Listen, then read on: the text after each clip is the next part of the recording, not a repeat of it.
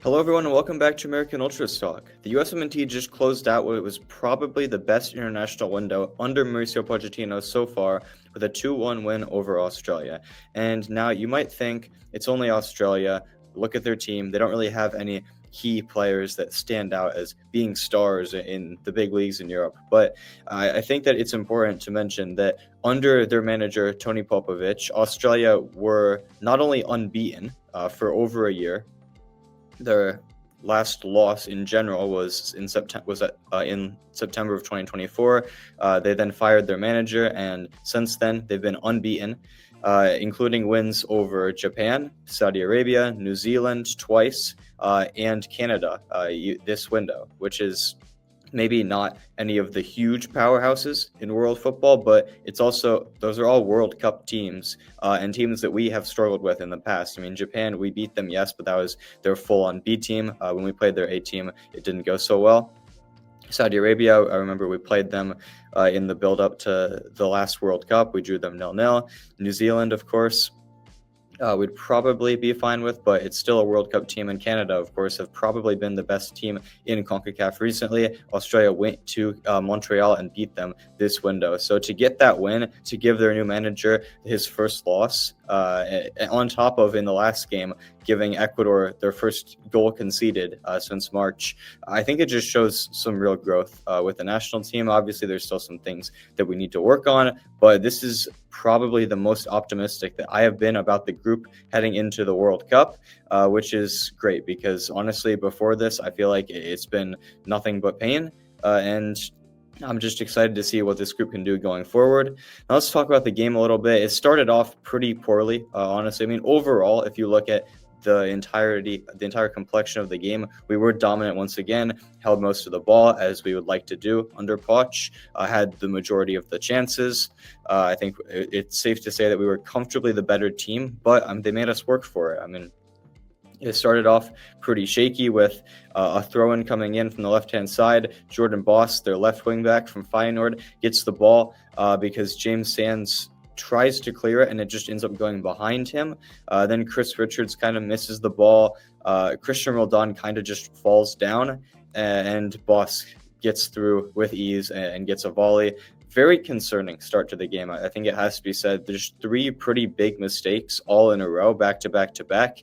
And it showed some pretty big problems with the double pivot that we had. And when Chris Richards is our only competent center back to be making, you could argue, a mistake for both of the goals we conceded in camps, that's not exactly a great thing. Then it went from bad to worse when Christian Pulisic came off early in the 31st minute with an injury. Luna came on to replace him. And I think that one of my key complaints from this camp and about the USMNT as a whole, because this has been a problem for a while, going back to the Greg days, we don't stand up for our players. That one game against Mexico where Dest and McKennie ended up both getting sent off, that is the last time, and maybe only time in the last several years, that I can remember the USMNT standing up for each other when someone gets fouled.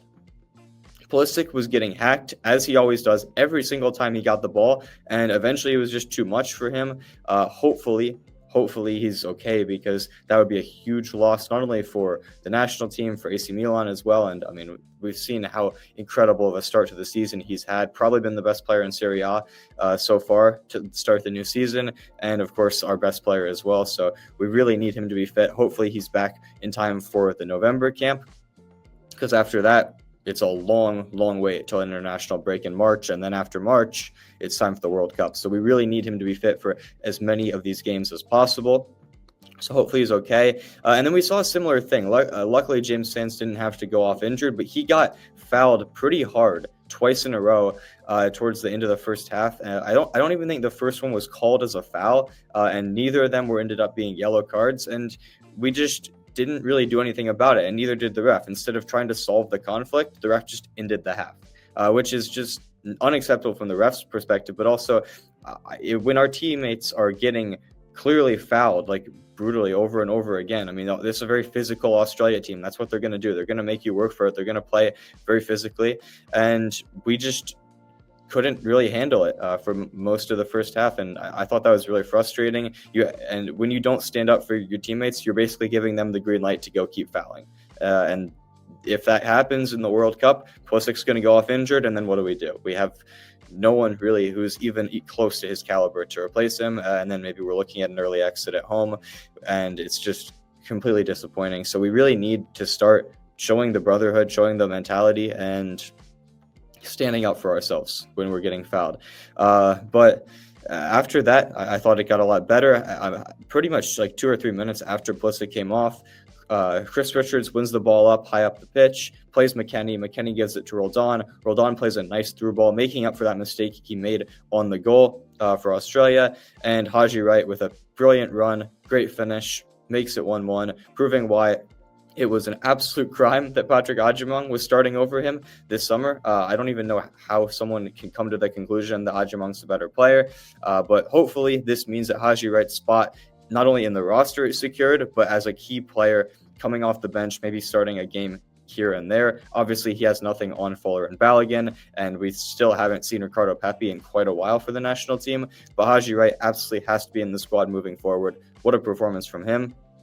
And he got his second goal in the second half, which, again, has to be said, a great play by Christian Roldan, just showing his soccer IQ. We get a free kick. He goes to take it quickly. Australia's not ready. He plays Haji Wright in behind, and from there, Haji Wright just absolutely goes to work, showing why he's the Golden Boot leader in the EFL Championship, and, again, why he's just such a crucial player for the national team. Even if it's not as a starter, off the bench, he can really wreak havoc, as he did against Jamaica about a year and a half ago. Scoring a goal, beating a defender, and finishing on his left foot. Just really, really excellent game from Haji. Those 2 goals eventually were enough to seal it. We had some other chances late as well. There was a couple that Aronson played to Luna that Luna squandered. There was one that Tanner Tessman played to Aiden Morris that ended up going just wide. And ultimately, I thought it was a very solid performance against a very compact and strong Australia team. And I'm really happy with how the camp went. So now let's get into the player ratings for the guys that started first off, and then we'll talk about the subs. And we'll start off with the keeper, Matt Fries. For the goal, there's nothing he could really do about that. He made 2 other saves. Neither of them I thought were like too complex or anything. I'm just going to give him a 5.5. I mean, I don't think he could have done much better for the goal, but also considering he didn't have a lot of work to do and he did concede 1, I don't think I can really justify giving him anything higher than that. He continues to really show nothing that is a reason why we should drop him, but also nothing why there's a reason that we should be confident as him as our number 1. Besides, of course, penalty shootout over the summer against Costa Rica, that was top class. But other than that, he really hasn't had much to do. In a national team shirt, no really opportunities to impress with big saves or anything like that. He's kind of just a replacement level keeper that we have to deal with, and that kind of is what it is. We don't have anybody better. Hopefully, we can continue with Fries, and hopefully he doesn't cost us like he did in that Haiti game over the summer. Onto the center backs. Miles Robinson, I thought, was very, very poor again. I think I gave him a 4 for his first game. Based on that, I probably have to give him a 3 on the game against Australia. He just got cooked time and time again. He got dribbled past so many times, and at the end of the day, I just don't understand why we're wasting caps, let alone starts, on Miles Robinson this close to the World Cup. He clearly is not the answer, and I think that was clear after the last game against Ecuador. I just don't think it makes a lot of sense that CCV didn't get a single minute this window, that Noah Banks didn't get a single minute last window. It just feels like a wasted opportunity calling up these guys, especially Noah Banks, who has a really, really bright future, and even right now is probably one of our best 3 center backs. And even CCV, I think you guys all know that I don't rate him at all, but to call him up and not give him any minutes when we're starting Miles Robinson in both games, it just feels like a missed opportunity. Even if it's just to confirm that what we already know, that CCV really isn't that good, I think he deserved a chance to come in and play, and it's just kind of unfortunate that now Robinson has wasted that spot in back-to-back games, and we're not confident with him going into next camp or even further. I'll give him a 3. I don't want to see him back with the national team at all, to be honest, because I just don't think he's good enough in any capacity. I'd rather even see Alex Freeman or Joe Scally in that right center back spot. especially because of how high up the pitch at times Robinson got. Now, Chris Richards, again, he had a pretty big part to play in the Australia goal, but he also won the ball back crucially for our first goal. And overall, he was pretty solid. I think this was a pretty consistent camp for him, in which he had a part to play in the goal that the other team conceded in both games. But other than that one moment in both games, he was very good. So I'm going to give him a 6.5. Again, I will say it is concerning that he's making these mistakes, especially since we don't have anyone better or anyone even close to as good as him to come in. But I do also think, you look at how good he is for Crystal Palace. He's playing next to Marc Guéhi and Maxence Lacroix most of the time, two very, very good center backs in their own right. Guéhi, he has transformed into one of the best center backs in the Premier League. And if you look at what Richards is playing with in the national team, it's a bunch of clowns. So it's kind of hard for him to hold the defense solid by himself. Hopefully somebody steps up. Who that will be, I don't have any clue, because we've tried a few players and none of them have really impressed. But Richards continues to do basically all he can. I'd like the mistakes to be cut out a little bit, but at the end of the day, he's still playing very well in a national team shirt, and that's a pretty big positive considering the lack of center back depth we have. Now, the third center back, Mark McKenzie, I was pretty disappointed by his performance. He was just so sloppy. He had several passes that just weren't anywhere close. He had one to Weah, where Weah was very close to him, Weah playing as the left wing back, and McKenzie just misses him completely, passes the ball out of bounds. There were a few moments like that where he just missed the pass, and generally I just didn't think he looked confident, which is really unfortunate, because I think if you look at the pool, I'm still convinced that Mark McKenzie is our second best center back. But for the national team, ever since Poch's first game against Panama, where he was the man of the match, I just don't think he's been that great in a national team shirt. And even if you go back before that, I think everyone remembers that horrible mistake he made against Mexico all those years ago in that incredible 3-2 game. But I just really wish that McKenzie was better. We can't really afford to have him be bad with the national team, considering our lack of options. But I just don't think he was that good. I'm going to give him a 4.5 on his performance. I really wish that it was better, and I think sadly it shows why Tim Ream has been starting in that left center back spot consistently, and I can't see anything that will make that change for the significant future. Now, going on to the wingbacks, Alex Freeman on the right, I thought that he was very quiet. He lost a lot of duels. He had the least touches of any outfield player on both teams that played the full game. I just don't think that he really had the impact that he would have wanted from that right wingback spot. I think he was actually a lot better as a right center back against Ecuador, so I think that is something that is worth trying next camp, especially if Serginho Dest is back and Anthony Robinson. That's two more wingbacks that we can play in those spots, allowing Freeman to move back into the back three, which we obviously have some problems with. I think that is something that would be a really good idea to try out. But for now, I'm just going to give him a 5 on his performance, maybe even a little bit lower. I just don't think he was really involved too much, and didn't really impress defensively as well. So we would like to have seen a better performance from Freeman. On the left side, Tim Weah, I'm going to be honest, I don't think this was a great performance from Tim Weah either. I think that him and Pulisic were getting in each other's way a lot. He kept trying to overcomplicate things. I think he was watching some Max Arfsten tape, because he kept trying to do step overs and beat his man, and a lot of the times it just didn't come off. And considering the level that we know he has, he's one of our best players, especially in the team that played against Australia. I just wasn't impressed by his level, and I think he was outperformed by some of the guys in his position that came off the bench. So I'm going to give him a 5 as well. Maybe that's a little harsh on him. I'll give him a 5.5, actually. I think that it's not like he played bad. He had some nice tackles, and he did beat his man once or twice. But ultimately, for a player of his quality, I just expect a lot better. And I think we're reaching the point where if everyone is healthy, Tim Weah is probably not a starter for the USMNT. That's my take. Feel free to let me know if you disagree in the comments, but that's just my opinion on Weah. I don't think he's good enough at this point to be a starter for the national team, especially in this 3-back formation, because as the wingbacks, I would probably have Dest and Jedi, and as the two 10s, so to speak, 10/wingers, I'd have Pulisic and Tillman. And probably McKennie factors into that conversation as well. He can play in any of those spots. I'd probably have him in the double pivot next to either Adams or Tessman, but that just leaves no room for Weah, which is fine, because with Weah's versatility, he can come into any number of those spots. and make an impact, and a player like that is valuable to have off the bench. So it is what it is. I would have liked to see more from him, not just in that match, but in the camp in general. I don't think he was at his best. Now moving on to the double pivot, and I'll start with Christian Roldan. And I do have to admit, I have to issue a bit of an apology to him because I, alongside a lot of other USMNT fans, was not happy when he got called in, and was also not very happy when he started the match. Puch said in the build-up to this game that, basically without saying it, he said that Roldan is here as a vibes guy. He's here because of what he brings to the locker room. I mean, we've already seen him with Pulisic, how much he helps him as just a player off the pitch. We've seen him training together. They always sit next to each other on the flights. They seem to be pretty good friends, and I think that's one of the main reasons he's here.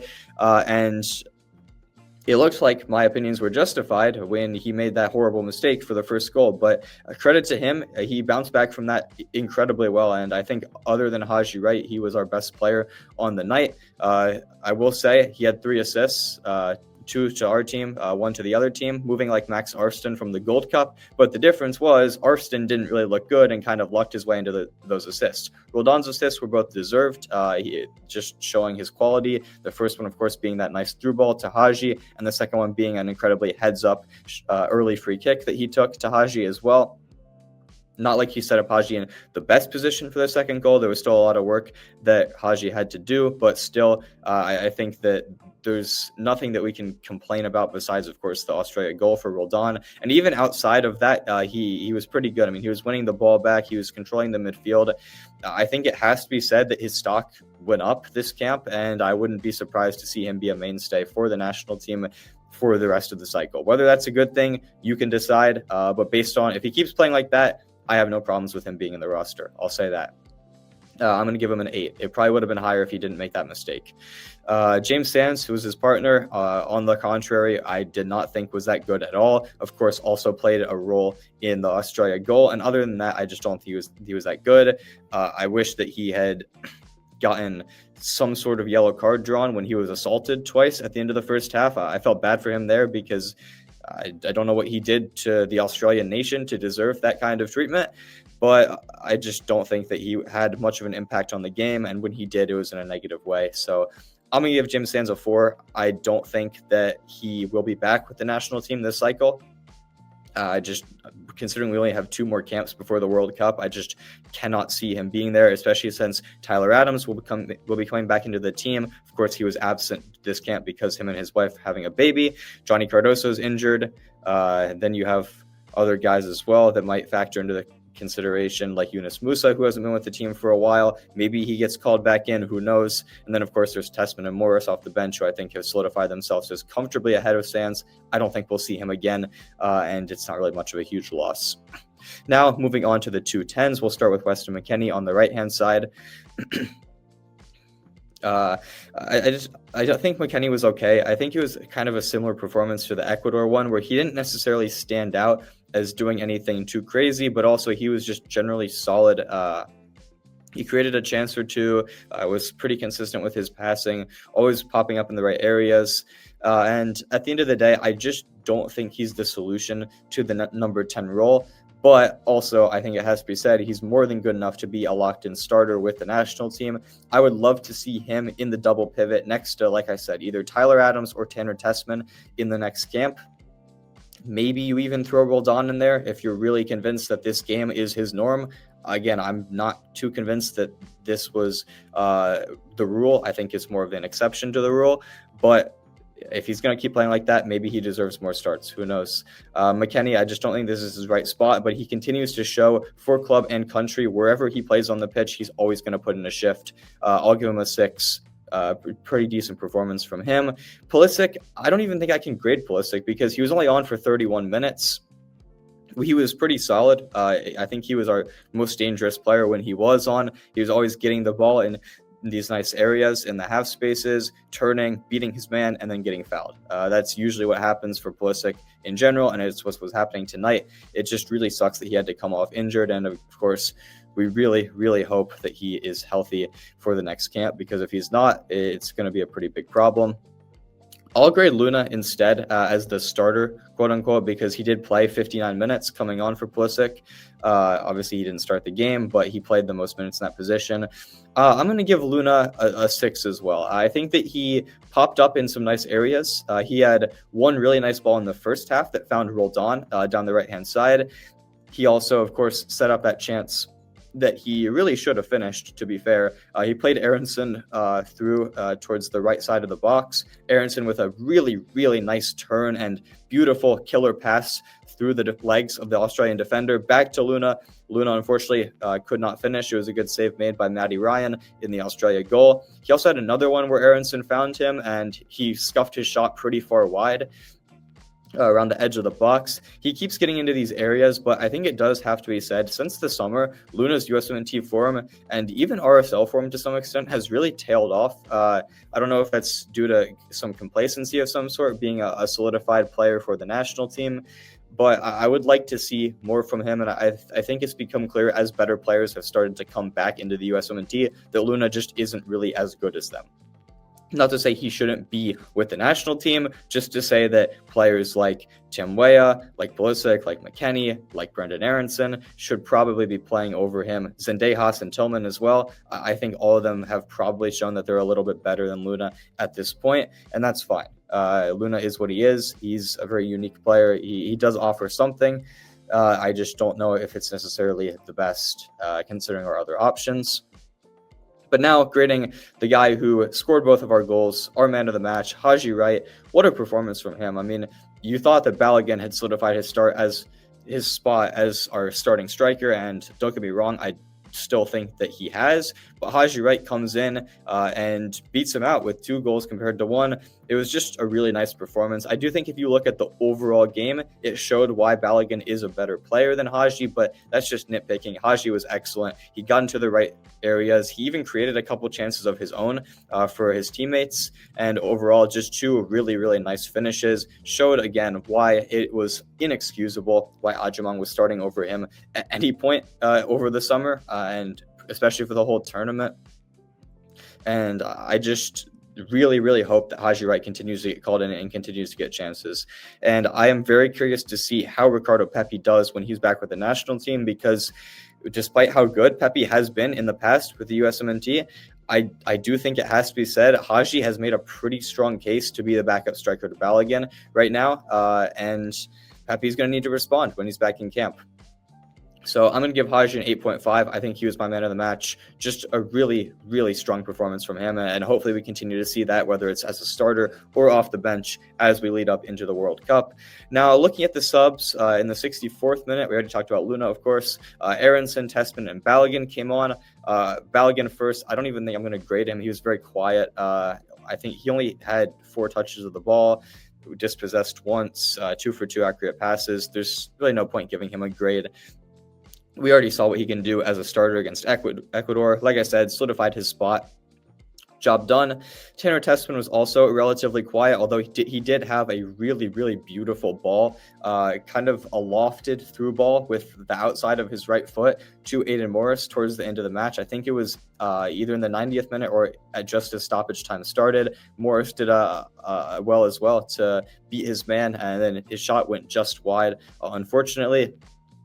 But Tessman, I mean, again, kind of similar to Balogun, he showed why he should be in camp and why he should be getting chances.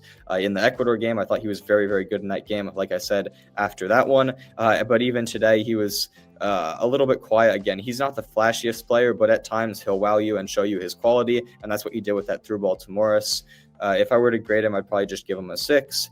Aronson, I thought was very solid off the bench. He was lively. It was interesting. He came on initially as a left wing back, which I thought was interesting, but I didn't hate it. When he was playing there, he had one very crucial intervention. Australia had a fast break that looked pretty dangerous, and Aronson was the one who got back and won the ball back in a pretty dangerous spot for the Australians. So I'll give him credit for the defensive side of the ball there. And then once he moved over to the right attacking mid spot, once the second wave of subs came in, Arston and Morris, of course, Arston going to the left wing back spot, Aronson replacing Weston McKennie as the right attacking midfielder. I thought he was excellent. Honestly, I already mentioned that chance to Luna. He had a really nice turn opening up and then playing the perfect through ball right through the legs of the Australian defender. Should have been an assist, and it's kind of the story for Aronson. He always has these opportunities, these chances created that should be assists for club and country, and they just aren't. And then his overall stats look worse, and then people use that as an argument for why he shouldn't be playing.